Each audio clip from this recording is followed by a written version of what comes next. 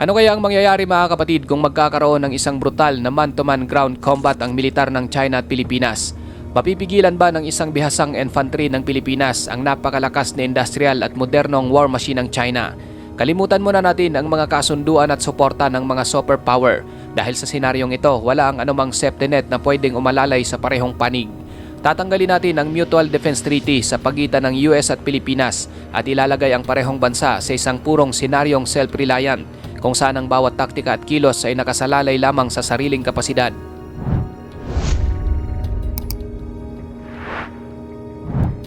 Unahin natin ang People's Liberation Army Ground Force ng China. Sinusuportahan ito ng napakalaking ekonomiya at advanced defense industry na kayang mag-produce ng malawakang modernong armas at kagamitan. Modernisado ang kanilang arsenal, malawak ang kanilang manpower at milyon-milyong aktibong sundalo at reservist ang kanilang pwedeng immobilize ng mabilisan para sa malakihang pag-atake o pagpapalakas ng depensa sa kahit anong front. Ang kanilang doktrina ay nakasentro sa coordinated at malakihang operasyon.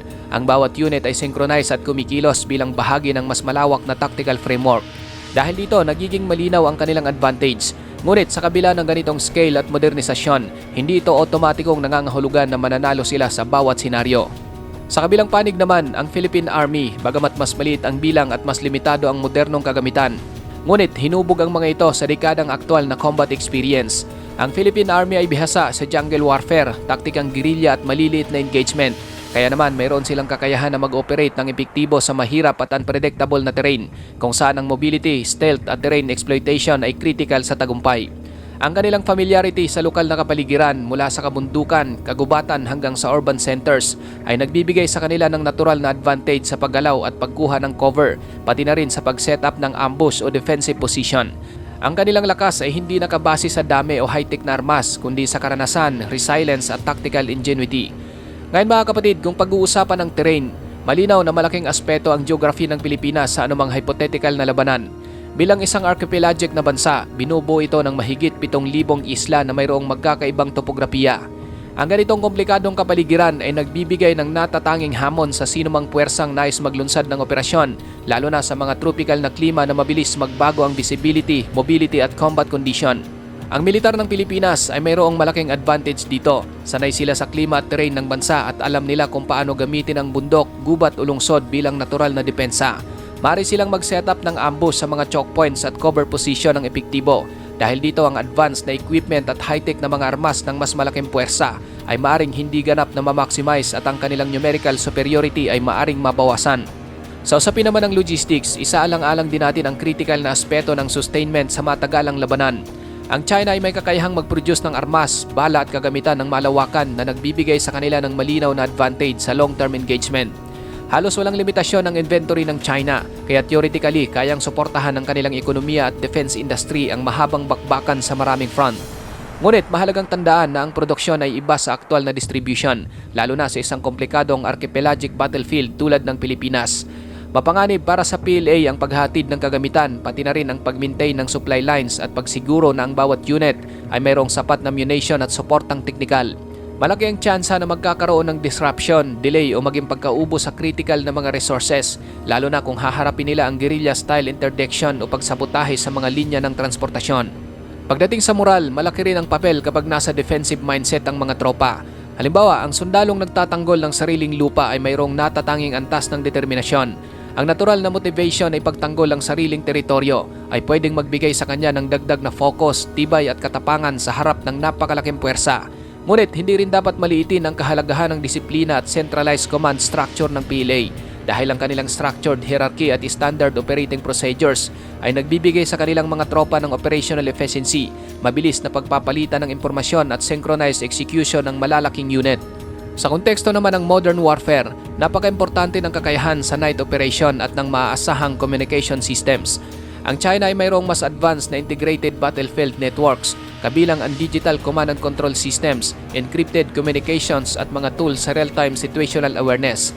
Sa isang malawak at coordinated offensive, nagbibigay ito sa kanila ng kakayahang mabilis na mag-coordinate ng unit, subaybayan ang galaw ng kalaban at i-deploy ang kanilang manpower at firepower ng epektibo. Ngunit sa masukal na kagubatan, kabundukan o urban centers ng Pilipinas, maring maantala o mabawasan ang high-tech advance ng mga ito. Ang mga signal ay pwedeng mablock o madelay sapagkat ang terrain ay nagiging natural na hadlang at ang unpredictable environment factors tulad ng ulan, fog o makakapal na vegetative cover ay maaaring makaepekto sa reliability ng advanced systems. Sa ganitong sitwasyon, ang mas simpleng communication system tulad ng radyo, pre-arranged signals o direct visual coordination ay madalas na mas maaasahan. Dito pumapasok ang kahalagahan ng adaptability sa field condition. Ang isang unit na mayroong kakayahang mag-switch mula sa high-tech resilience patungo sa low-tech o manual method nang hindi nawawala ang koordinasyon at tempo sa operasyon ay mas mayroong kakayahang mag-survive at magtagumpay sa unpredictable combat environment.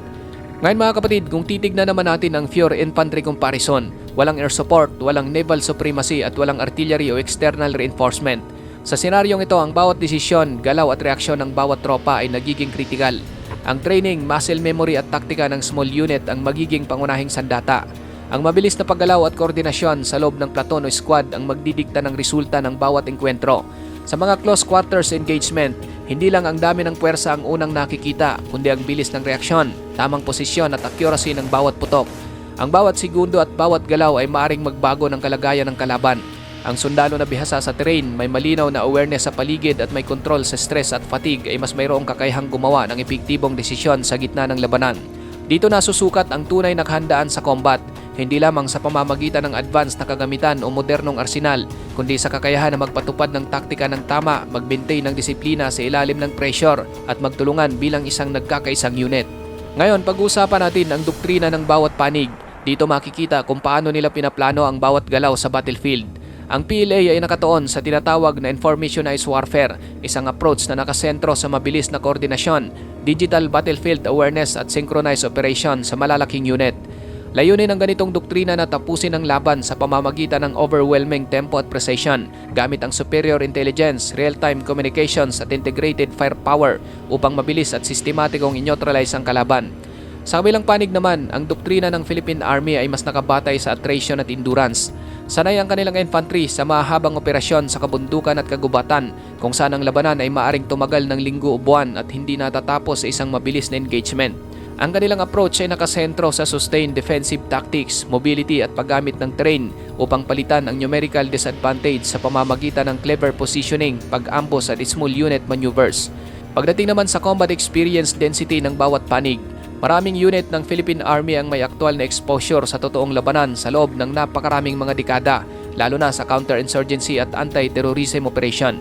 Bagamat hindi ito malawak ang conventional war, ngunit ang mga sundalo ay nasanay sa labanan sa unpredictable at challenging na kondisyon, kasama rito ang mahihirap na terrain, variable na klima at mga taktikang guerrilla.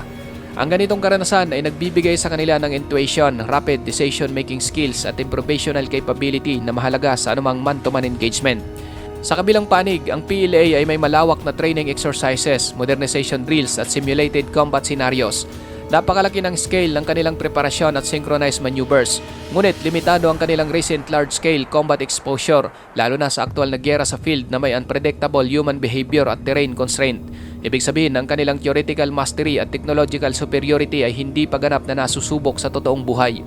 Ang Philippine Army ay bihasa sa guerrilla style at irregular warfare sa sariling kapaligiran, samantalang ang PLA ay mayroong kakayahan sa conventional, coordinated at high-tech operations. Sa pangkalahatan mga kapatid, kung pagbabasihan ang dami at industrial na kapasidad, malinaw ang advantage ng China. Ang kanilang malaking manpower, modernong arsenal at kakayahang mag-sustain ng mahabang operasyon ay nagbibigay sa kanila ng significant edge sa conventional metrics ng lakas militar. Sa open field engagement o malalaking coordinated offensive, madaling makita ang kanilang superiority sa papel. Ngunit kung pag-uusapan ng terrain familiarity, defensive posture at small unit jungle warfare, hindi basta-basta matatalo ang Filipinong infantry. Ang kanilang lokal na kaalaman sa bundok, gubat at urban centers, kasabay ng experience sa irregular warfare at sustained defensive operation, ay nagbibigay sa kanila ng tactical at psychological advantage na pwedeng mapabagal o maneutralize ang technological at numerical superiority ng mas malaking puwersa. Sa huli, ang resulta ng labanan ay nakadepende pa rin sa konteksto ng engagement, kung saan magaganap ang laban, paano ito isagawa at paano gagamitin ng bawat panig ang terrain, manpower at taktika sa kanilang advantage. Ikaw kapatid, ano ang masasabi mo sa videong ito?